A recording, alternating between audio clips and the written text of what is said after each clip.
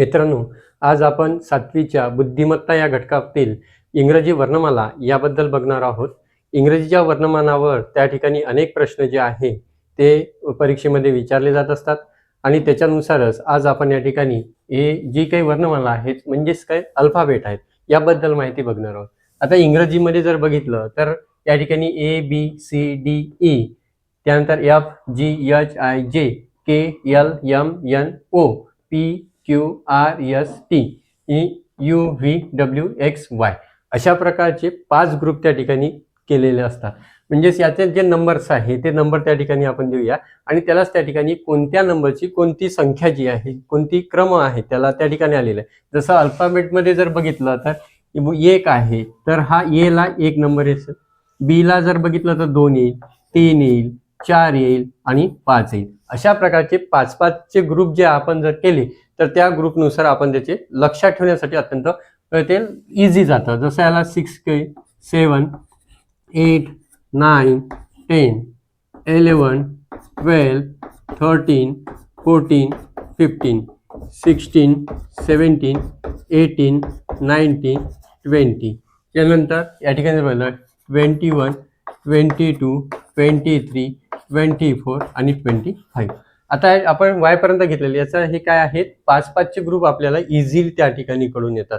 म्हणजे जेणेकरून आपल्याला याचा नंबर लक्षात लवकर येऊ शकतो. जसं या ठिकाणी जर बघितलं 5 चा टेबल आहे 5 1 चा 5, 5 2 चा 10, 5 3 चा 15, 5 4 चा 20, 5 4 5 चा 25.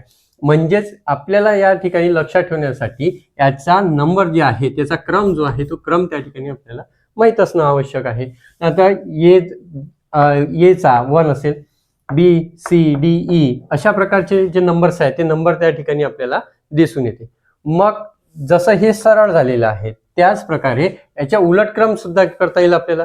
जसं वायला त्या ठिकाणी 1, 2, 3, 4, 5, त्याच्यानंतर या ठिकाणी 6, 7, 8, 9, 10, त्यानंतर 11, 12, 13, 14, 15, 16, 17, 18, 19, 20, 21, 22, 23, 24 आणि 25. अशा प्रकारचे सरळ बघितलं तर त्याला सुद्धा त्या ठिकाणी नंबर येत असतो आणि उलट दिशेने गेलो तरी त्याचे नंबर आपल्याला त्या ठिकाणी दिसून येत असतात. जे परीक्षेमध्ये जे प्रश्न विचारले जात असतात त्याच्यामध्ये त्याच्या क्रमसंख्या कोणत्या आहेत त्या ठिकाणी असतात. जसं A चा 1 आहे, B चा 2 आहे, अशा प्रकारे आपल्याला ते लक्षात ठेवणं अत्यंत गरजेचं आहे. तर ही जर तुम्ही जर त्या ठिकाणी क्रमसंख्या जर लक्षात जर ठेवली तर निश्चितच तुम्हाला त्या ठिकाणी याच्यावरचे जेवढेही काही येणारे क्वेश्चन्स आहेत ते क्वेश्चन त्या ठिकाणी आपल्याला बघता येत असतात. निश्चितच आपल्याला या ठिकाणी याचे क्रमांक जे आहे ते क्रमांक आता समजले असतील. आपण एक्झाम्पल म्हणून काहीतरी घेऊया. जर बघितलं तर कधी कधी काय असते वेगळे पद ओळखा अशा प्रकारचं त्या ठिकाणी आपल्याला प्रश्न दिलेला असतो.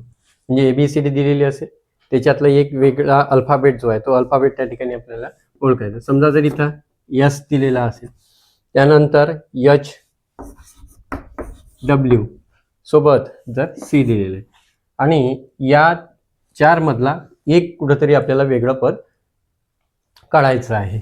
मग HW आणि C यामधलं वेगळं पद जर शोधायचं असेल तर सुरुवातीला आपण याच्यामधले जे अल्फाबेटचे नंबर जे आहे ते नंबर त्या ठिकाणी आयडेंटिफाय करून बघू. समजा S आहे तर आता S कुठे बघितलेलं इथे येऊन आलेला आहे. त्यानंतर H जर बघितला तर H इथे आहे, W बघितला तर W इथे आहे आणि C जर बघितला तर या ठिकाणी इथे आहे.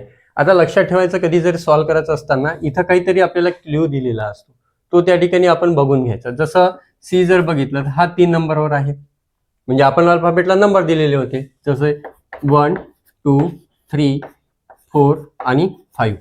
बघा इथं C हा 3 नंबरवर आलेला आहे. मग पुढच्या याच्यामध्ये H जर बघितला तर H ला सुद्धा त्या ठिकाणी जर बघितलं तर 1 पासून जर सुरुवात केली आपण 5 चे ग्रुप केलेले होते.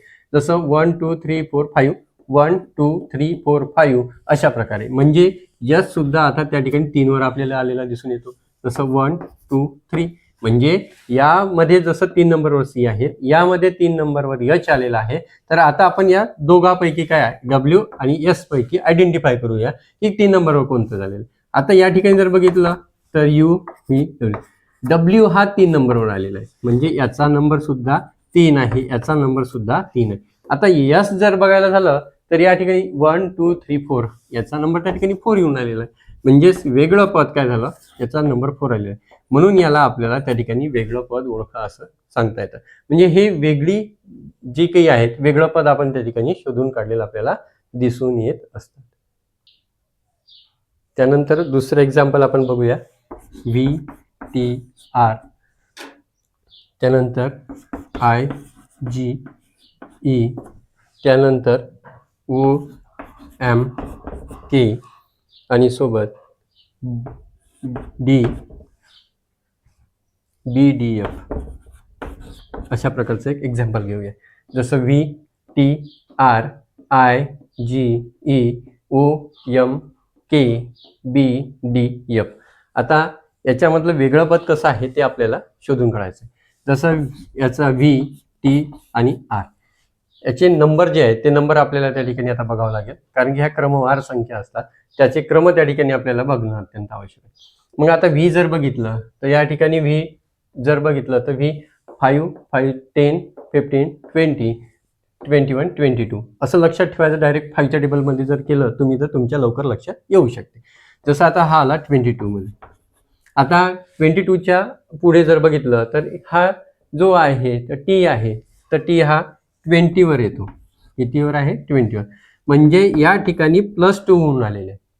काय होऊन आलेले आहे? +2 झालेले आहेत. ह्या त्याच्यामध्ये 2 प्लस झालेले आहे. त्याच्यानंतर जर याच्यामध्ये हा नंबर प्लस आलेला 22 आलेला आहे, तर कितीमध्ये प्लस केले 2 तर 20 येऊ शकते, तर 18 मध्ये त्या ठिकाणी. तर 18वर आर आहे तो बघूया. तर या जर बघितलं तर आर हा 18वर नंबरवर येतो. म्हणजेच काय, तर यामध्ये जर बघितलं तर समजा जर मागच्या साईडनं जरी आलो आपण लेफ्ट साईडनं, इथं ते -2 या ठिकाणी -2 म्हणजे 18 मायनस केलेलं आहे. 22 मधून -2 केले तर 20 झाले, 20 मधून 2 मायनस केले तर 18 झाले. असं आपण आता मायनसची सिरीज करून बघूया, जर आपल्याला त्या ठिकाणी ते आयडेंटिफाय करता येते. जसं आय आहे, आयचा नंबर जर बघितला तर किती आलेला आहे, तसं 5 आणि हे जर बघितलं 5, त्या पुढचे जर बघितले तर जर बघितलं तर 5 6 7 8 9 त्या ठिकाणी. मग आता त्याच्यातून -2 जर केलं, 9 मधून -2 केलं तर 7 होईल, 7 मधून -2 केलं तर 5 होईल. आता मला माहित आहे 7 जीचं नंबर 7 येतो, ईचा नंबर त्या ठिकाणी 5 येतो. म्हणजेच या सिरीजमध्ये -2 आपल्याला दिसून येतात असतात. म्हणजे याच्यातून -2 केलेले आहे, यामधून -2 केलेले. आता ओ एम के मधून बघूया. आता ओचा नंबर जर बघितला तर किती येते, 5 1 5 5 2 10 5 3 15, बरोबर 15वर त्या ठिकाणी. आता 15 मधून 2 मायनस केले तर 13 येते. एमचा नंबर 13 असतो. जर तुम्ही जर त्या ठिकाणी डिसाईड केलं असेल तर एमचा 13 आहे. 5 10 11 12 13, त्याच्यातून 2 मायनस केले तर केचा नंबर आहे. तर त्या ठिकाणी जर बघितलं तर 5 10 11 एक्झॅक्टली जर बघायचं झालं तर यामधून आपल्याला प्रत्येक याच्यातून 2 2 2 मायनस करावं लागून आलेलं. आणि शेवटचं जर बघितलं बी डी एफ. आता बी जर बघितलं तर सुरुवातीला बीचा नंबर बघूया, बी कितीवर येते, 2 वर येते. आता 2 मधून जर 2 मायनस केले असते तर 0 येलं असतं, 0 येणारच नाही आहे. म्हणून मग इथं काय केलं आहे त्यांनी, 2 मध्ये 2 प्लस केले तर 4 आले, आणि 4 मध्ये +2 केले तर 6 आले. म्हणजे इतर तिन्ही ठिकाणी जेव्हा आपण बघितलेलं होतं त्यावेळेस इथं मायनस मायनस मायनस होऊन राहिलेलं आहे.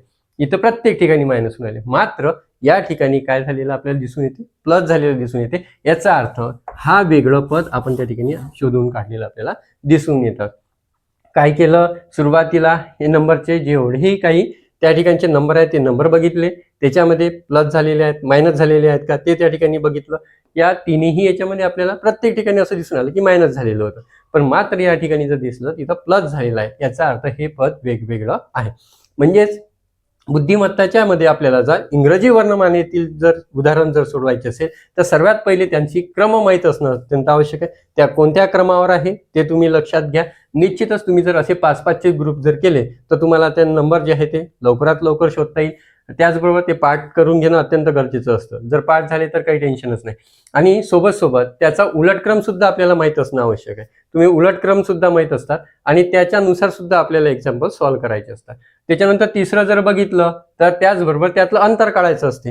इथं आपण अंतर काढलेलं आहे, जसं 2 2 2 2चं जे आहे ते आपल्याला त्याच्यामधलं अंतर दिसलं आणि या अंतरावरून आपण वेगळा जो आहे वेगळा गट जो आहे तो त्या ठिकाणी शोधून काढलेला आपल्याला दिसून येते.